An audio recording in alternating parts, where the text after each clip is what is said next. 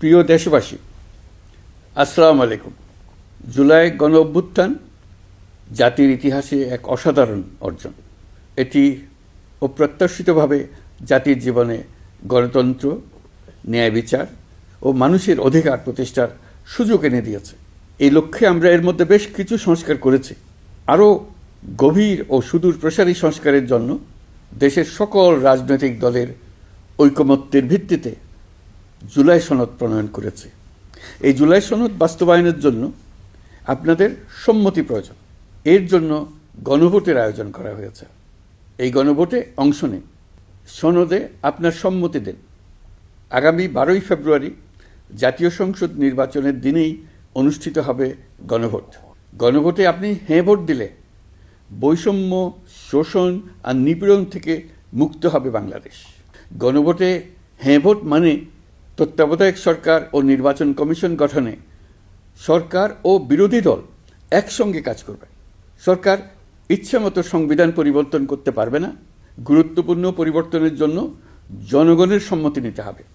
এতে আরও বলা আছে, বিরোধী দল থেকে ডেপুটি স্পিকার ও সংসদের গুরুত্বপূর্ণ কমিটির সভাপতিরা নির্বাচিত হবেন। একজন ব্যক্তি সর্বোচ্চ 10 বছরের বেশি প্রধানমন্ত্রী থাকতে পারবেন না। বিচার ব্যবস্থা স্বাধীনভাবে কাজ করবে।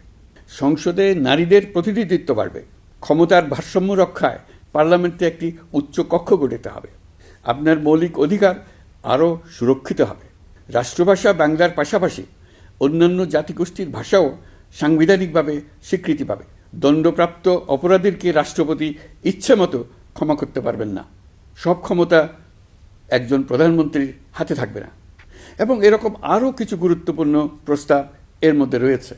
আমি আপনাদের সকলের প্রতি আহ্বান জানাই, আগামী নির্বাচনে গণভোটে অংশ নেন। রাষ্ট্রকে আপনার প্রত্যাশা মতো গড়ে তোলার জন্য হেঁতে সিল দেন।